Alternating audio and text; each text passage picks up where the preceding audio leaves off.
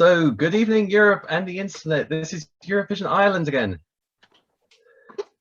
Joining us for another one of our semi-final discussions where we're going to talk about the national final. You can probably guess which country, but we'll come to that in a minute. So, you probably, or hopefully, you've been watching our videos, so you know who we all are. But if this is your first time in our happy little corner of the internet, we'll introduce everyone. So we have Richard. Hiya. We have John, and John somewhere there's probably Staggy. Hi, welcome to Eurovision Ireland. We have Bogdan. Hi, everyone. And we have Sarah as well. Hello, everyone. And me, your host this evening, James. And as you've probably guessed, we're going to be talking about Ukrainian national final. In fact, we're going to be talking about the national final from 2016, which of course wielded Ukraine's second win at the Eurovision Song Contest. Now, before we get down to talking about the songs, just give you a bit of background on the event. The Ukrainian national final that year was quite a long affair. There were two semi-finals on the 6th and 13th of February, but we're just going to focus on the actual final itself, which was on 21st of February. And it took place in the STV studios in Hostomel, which is a suburb of the Ukrainian capital, Kiev. Now, there were two hosts for that evening. We had Dmytro Tankovic and Alexander Predan, and we also had a judging panel who are going to become important later because it was their votes that made up half of the score. So on that jury, we had Konstantin Meledze, who's a Ukrainian-Russian composer. We had Ruslana, who at the time was, of course, Ukraine's only Eurovision winner. And then, of course, we have Andriy Danielko, who are better known to Eurovision fans as Verka Serduchka. So, as already said, there were two semi-finals. This was quite a long event. There were 18 songs in total, but you'd be pleased to know, just for this final, there are only 6. And those 6 songs are the ones we're going to look at now. So that evening in February started out with Brunettes Shoot Blondes, which I hope is the name of the band and not an instruction, and their song Every Monday. So Richard, would you like to talk us through the opening act of Vidbir 2016? I would, and like you said, I hope that wasn't an instruction that was carried out every Monday in Kiev. But let's get on to the song. I thought, performance-wise, the lead singer sounded quite flat to begin with, but once he got into the performance, he got better. So that was quite good. Bit confused with the two backing singers though, as if they're wearing weird rabbit masks or cat masks. I couldn't quite work out whether it was rabbits or cats, but with their harmony with the lead singer, that worked quite well. I must admit, I loved the stage set for this performance. It just gave me the idea of a New York apartment building, the way the stairs up the side of the building, and then the quirky TV screens on the side of the buildings with the graphics. Found that quite good. Good connectivity with the audience and camera, like most performances we see. I preferred this over 1944, I must admit, but it wouldn't have won Eurovision that year, but it would have been a finalist possibly. Okay, I would like to add to that and say that I've always enjoyed Ukrainian national finals. I think they're always very inventive. They're always bringing something new to the Eurovision stage. And watching a national final where you see all of these ideas, like you said, the scaffolding, the TV and things, you sort of think, oh, wow, that would actually look really good on the Eurovision stage one day. Yeah. So thank you for that, Richard. So Brunette Shoot Blondes open the night. We then move on to New Angels and their song Higher. Sarah, would you like to give us your thoughts? Yes, I certainly would. Now I'm going to start off with the positives because I always like to do that within acts. I think it's always nice to give the positives before you give the negative side. So with the positives, I thought the two sort of lead singers, they had great vocals, very powerful. Nothing wrong with the performance as such, that it's powerful vocals, it was lively, it was complemented well by the backing singers. Good connectivity with the camera, and I did sort of feel that I was drawn into the performance. From the negative side, I would say the problem is, although it's a really good performance, it was nothing that we haven't seen before Eurovision, and I felt it just lacked that uniqueness that it needed to take it higher and sort of take it forward to Eurovision itself. I have to say, having said that, I did think at first when I saw the lead singer, one of the lead singers, that it was Jamala. I thought it was her double, the top there.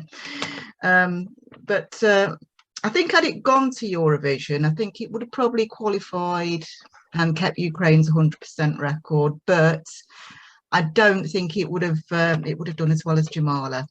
I think it just lacked that uniqueness to sort of put it in the top 5 positions. Might have just scraped through top 10, but anything higher than that, it certainly wasn't a winner. Okay, thanks for that, Sarah. So a bit of a mixed bag there. Mm. Okay, moving swiftly on, we're moving on to the Hard Kiss, who were singing Helpless that night. And Bogdan's going to tell us what he thought of that. Right, I must admit, watching Vidbir back then, the Hard Kiss and Helpless was my favorite act, and I had high hopes. And watching the performance again, it gave me the same feeling, the same vibe. Let me see how I noted it down. It was a passionate, emotional rock ballad. That's how I wrote it. And it reminded me very much of The Fifth Element, the movie, and the scene with the aliens. And it's such an emotional song. And the background fits perfectly with the music. We go from an eclipse to a burning sun towards the end, which is so powerful. Her connection with the audience, with the camera, was absolutely brilliant. The vocals were on point. So for me, the Hard Kiss would have been a good choice as well. But still, having said that, I don't think it would have won the Eurovision Song Contest. But I could have seen it somewhere top 5, top 3 easily, because the song was absolutely brilliant and beautiful. Excellent, thank you for that, Bogdan. I must admit, as soon as you said Fifth Element, I was like, yes, I knew it reminded me of a movie. So it does definitely have that look to it. Okay, so moving on to the 4th song of the night is Jamala and 1944. Now, of course, we all know now, looking back years later, that this was the song that was going to win the night. But I must admit, watching the song for the first time, there was something very special about it. It was one of those ooh moments. And I've only had those a few times watching national finals. Once was with Jamala, and then other times with Salvador Sobral. So maybe I should learn to pay attention to this ooh feeling. But yeah, Jamala just performs this song with such intensity. Every time you saw her perform it, whether it's at national final, rehearsals, anything, she always gave the same level of emotion, the pain you could hear in her voice. It just adds up to make this really spectacular, really special song.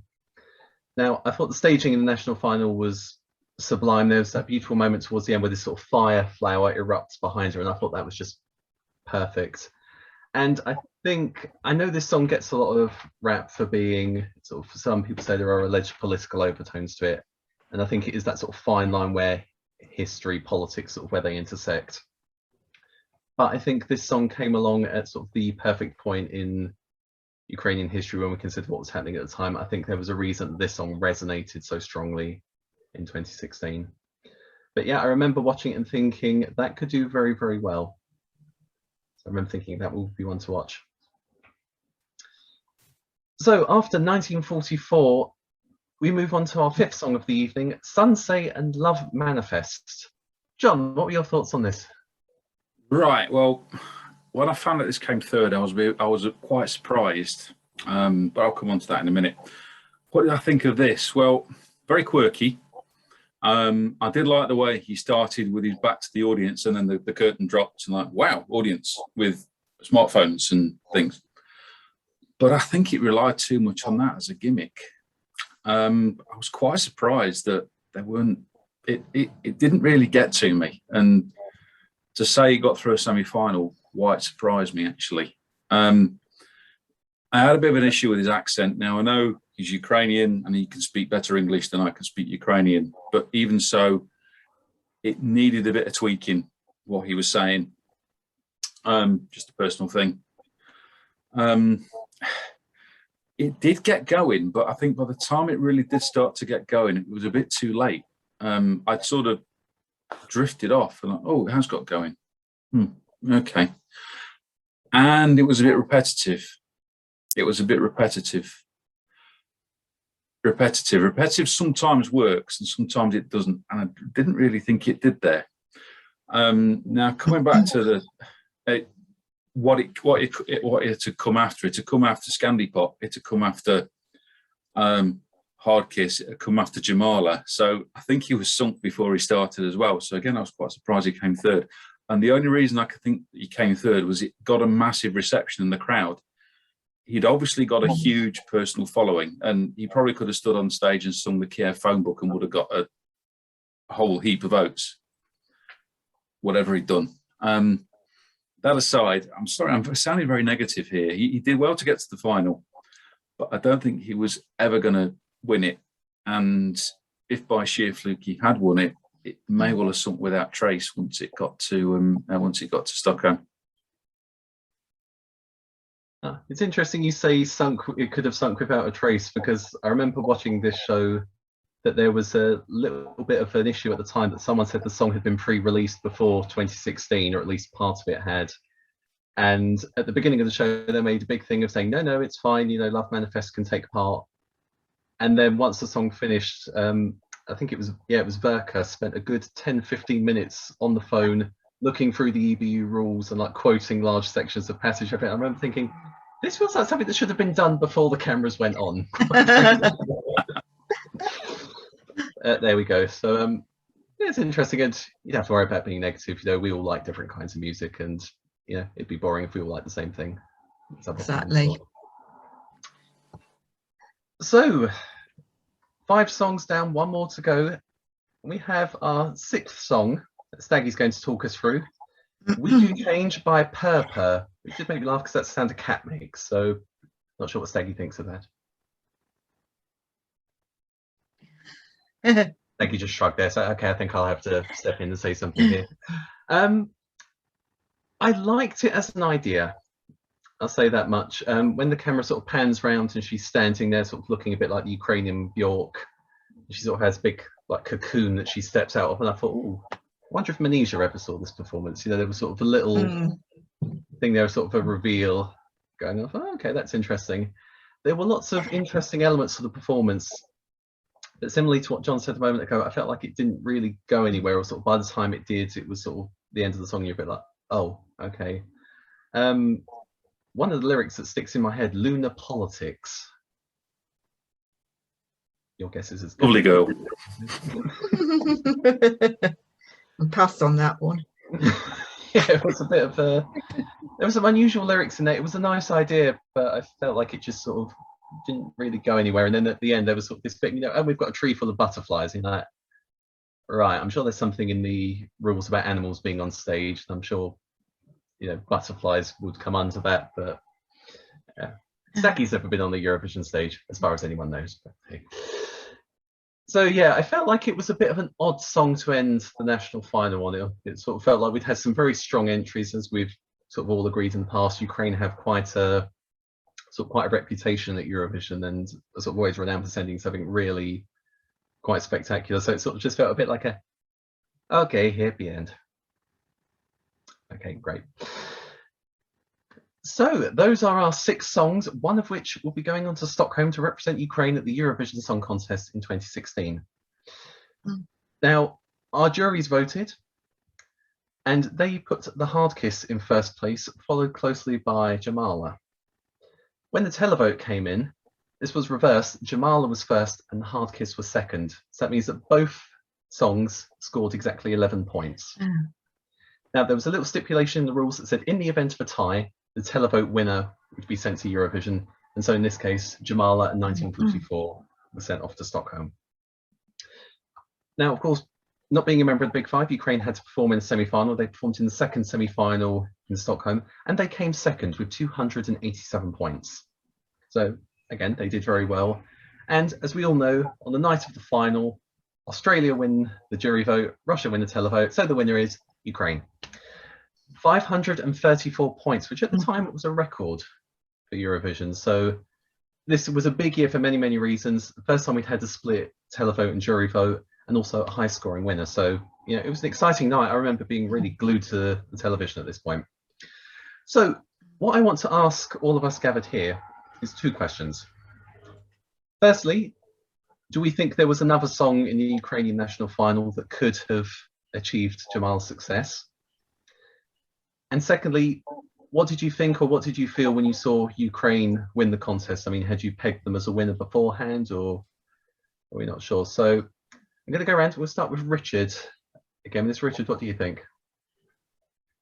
Honestly, I don't think there was another song in the national final that could have done as well as Jamala, let's just say. In terms of the contest, honestly don't know.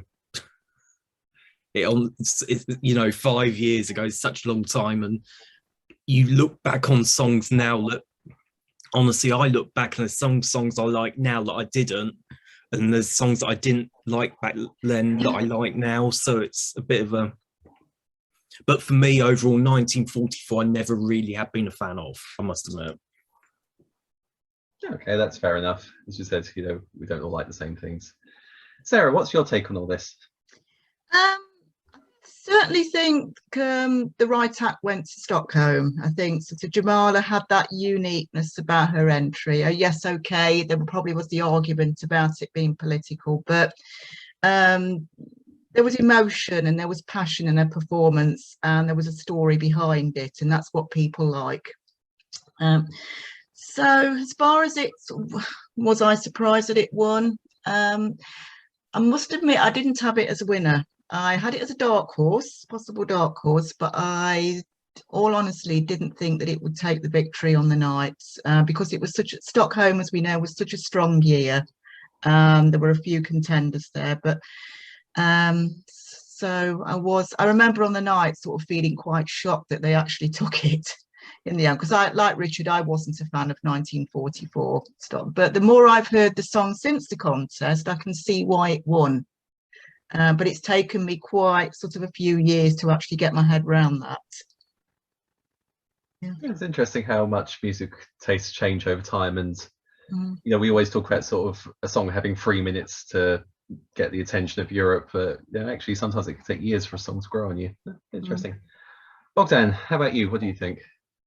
Well, as much as I liked the Harkis and their song, I do believe that Ukraine made the right decision sending Jamala, because Jamala had the story that she could tell brilliantly through her vocals, and Europe felt that. And it's really important when you're on the main stage to connect with the audience. And she did that, like you said, brilliantly every single time. And you could feel her passion, her hurt, and her eagerness to transmit a message to the whole Europe and everybody that was watching Eurovision that night. So yeah, it was the right choice, definitely. Was I surprised that she won? Yes, I did not expect it.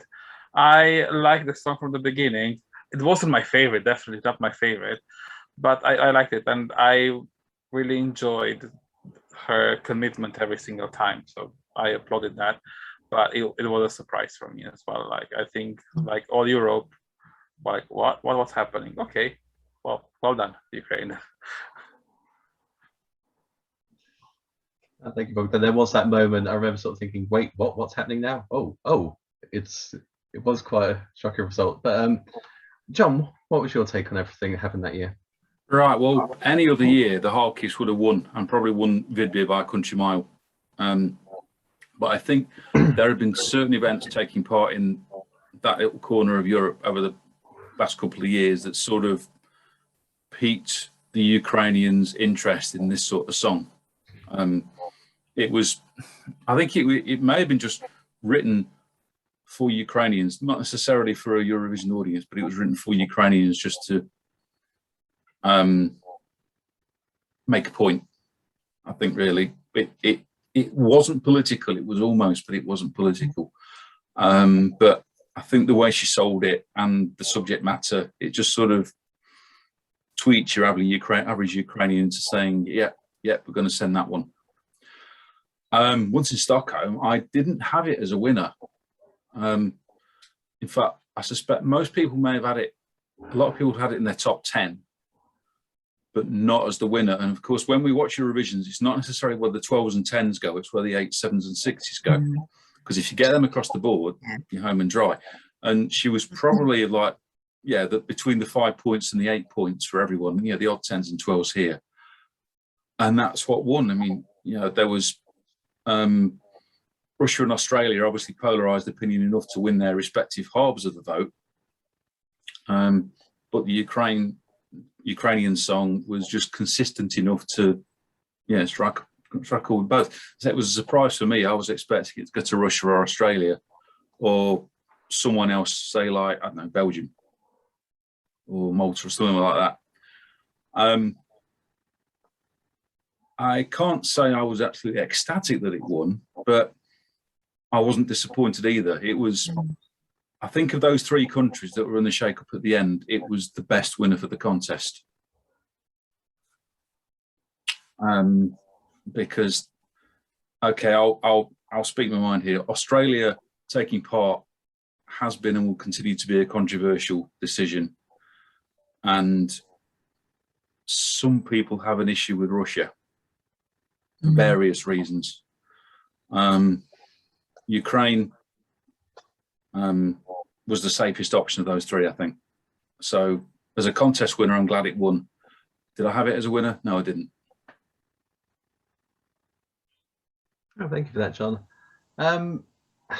Giving my thoughts, I must admit I sort of agree with John on most things he said, in that I feel like any other year it would have been the hard kiss, you know, it would have been theirs to lose. As I said, I feel like 1944 sort of came along at the right time in history, ironically, for, you know, its win and to sort of be sort of appreciated as much as it was. I enjoyed the song. I love the fact that she performed with such conviction, such emotion. You know, every run through you watched, it was like the first time, and you just felt the emotion through every single word and note that she hit, and it was incredible to watch. I had it down to do top 10 very easily. Winning, I honestly didn't think it would get near winning. There was a point, I think, sort of on the Friday before the contest or something, I thought, you know, Ukraine sort of is popping up in a lot of people's top 10s, you know, maybe it could achieve third or fourth or something. But I was quite surprised when it won. I mean, I was happy it won, because I mean, I was thinking, oh, I might go to Ukraine next year. You know, it's always an exciting thought. But yeah, it was definitely an interesting one, and I've often wondered if one of the reasons that it so divides people is not necessarily the subject matter, but more so that it was the first time that we had Australia, who everyone sort of quite liked the song, but as we've said, you know, the taking part's always been under a bit of a question mark. And then the same with Russia, you know, You Are the Only One is one of, at that point especially, was one of the most sophisticated routines we've ever seen on stage. But again, there was sort of concerns there. So I've often wondered, is that why people have sort of reacted so badly to 1944 at the time, especially because it sort of wasn't a clear winner? But again, it comes down to mathematics. If you're second in both votes and sort of, you know, first and fourth, first and fifth, then second and second is going to pull ahead. So those are our thoughts on Vidbir 2016 and its aftermath. Do let us know in the comments what you think, if there's any song that you really liked or you'd never heard before and you thought, oh, actually that was a good one. If you agree with our thoughts, if you disagree with our thoughts, let us know. We're always interested in hearing from you. As always, keep checking back to EurovisionIreland.net, as we'll be ramping up our coverage for the Junior Eurovision Song Contest very soon, coming to us from Paris. That's going to be exciting. And we've also got Turkvision coming up, which I know these four people around me absolutely adore Turkvision, so we are really looking forward to that. And of course, we have the Eurovision Song Contest 2022. At the time of recording, we don't know where that's going to be, but it's going to be somewhere in Italy, we imagine. So again, check back for that. We're hoping it's Italy, not Luton. Okay, so that's goodbye from all of us. I'll let everyone go around and say goodbye. Say bye, Richard. Bye. Bye, Sarah. Bye. Bye, Bogdan. Bye, everyone. Bye, John. Bye, Steggy. Bye, folks. Stay safe. And goodbye from me. And we hope to see you soon at EurovisionIreland.net. Take care, everyone. Bye. Bye. Bye.